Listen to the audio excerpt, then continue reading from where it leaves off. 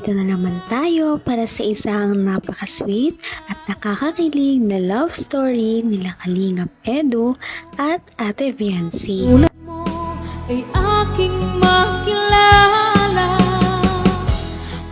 Para sa pagpapatuloy ng ating love story ay dito na ninyo makikita kung ano ba ang kanilang mga ginawa noong kumabi na sa amusement park. Itong araw nga na iyon ay sobrang unforgettable para sa EDSI Love Team dahil meron na naman silang bagong nalaman sa isa't isa.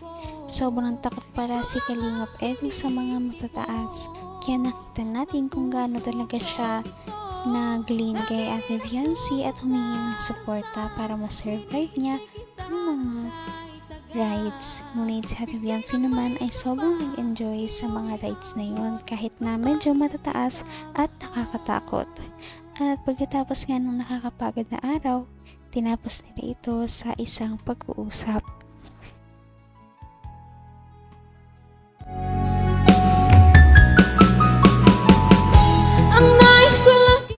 Feeling ko ay nakakaingit mo. Nakakaingit. Minsan, natin ito na para sana. Ganun din ako. Diba? Makatambay lang din dito. Dito sa lugar na to. Sa mga taong nagkakaspay lang ay Ha? Ha? Oo. Sama ka. Pero ikaw talaga. Isa talaga ikaw sa ano. Sa... Ito ka. Ito muna tayo. Upo tayo dito at medyo ano.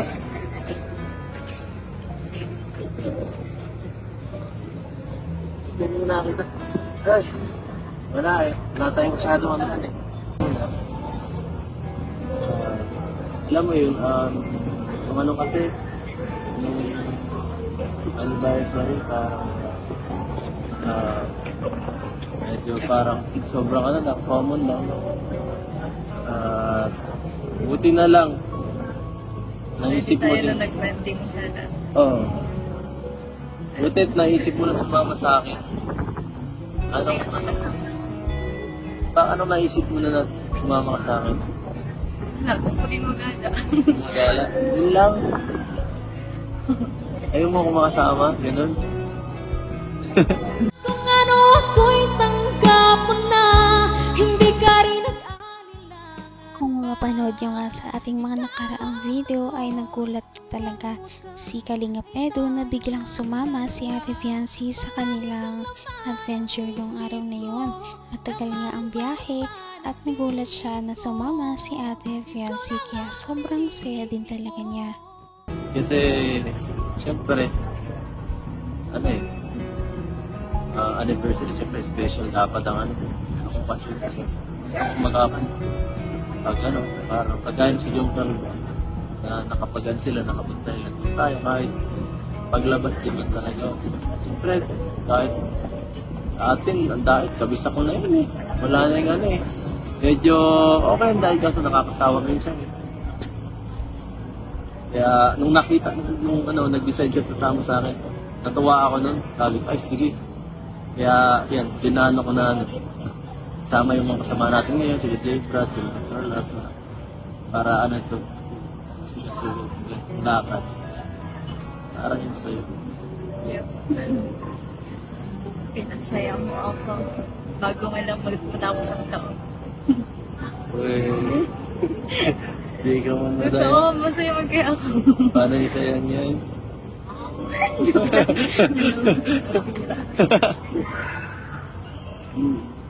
Ano yung pinaka-memorable na experience dito ngayon? Saan? Enchanted? Yun lahat? Yung mga ano doon? Ginag natin doon. Ako, di mo ko tatamaan. Tumapang ka? Tapos? Gusto talaga pagkasama ka. Joke lang. Ako? Naman ang bawat panaginip ko, ikaw lang ang Tumatapang na nga sa pagpapahayag ng damdamin si Ate Viancy. Sinabi niya kay Kalingap Edu na pinasayas niya ito bago matapos ang taon. Kaya naman kinilig din si Kalingap Edu dahil nag-mission success siya kahit hindi niya naman ito talagang pinlano. Hindi mo tatanungin. Sige, ano? Ano ang memorable experience? Ako, memorable experience. Ito lahat ng to. Pagka-last natin. Yung yun, sa Enchanted Kingdom. Kasi first time ko yun. Sabi ko nga kanina, yung pagka makapasok mo lang doon, parang pangarap talaga. Kasi kung ano ko, kung ano yung time na nagtrabaho dito, hindi ko malala experience yun. Kahit ano kasi, puro sobrang puro sa trabaho, nakaalay na ako ng oras. Ngayon, kasama ko kayo. Higit sa lahat doon, syempre, pinaka-memorable experience. Hindi mo kasama ka. Doon lang, panalo na ako doon eh. Kasi kung si J. Brad lang kasama ko, siguro di ako mag-enjoy talaga. Kulang yun eh. Ika daw. Kulang ako kulang ang saya. Yan, yung kompleto, medyo na kompleto. Na-kompleto talaga. Happy ang Pasko. Ay, bago pala pa natin Pasko. Happy ang New Year. Happy ang New Year.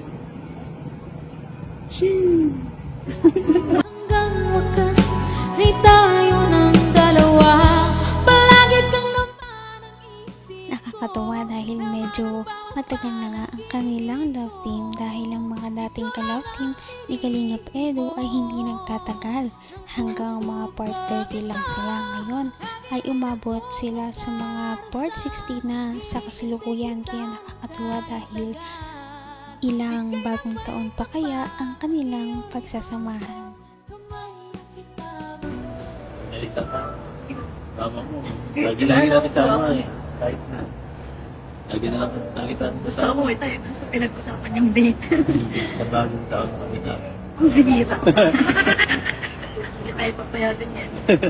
Sige. Bago mag-new year. Mabawi tayo. Sumutang sundong. Ito.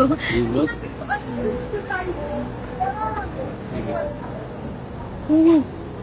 Sige. Sige. Gawin natin yan lahat. Lahat ng gusto mo.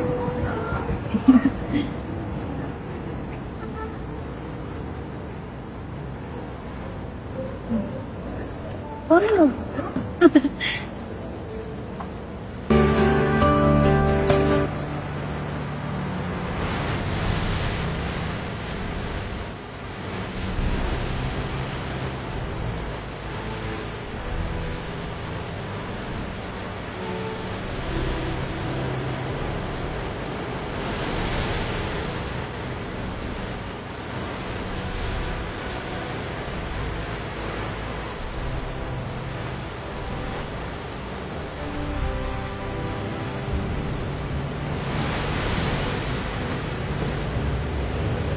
Marami na namang memories ang nabuo ng Kalingap team at lalong-lalo na ni Ate Biancy at Kalingap Edu.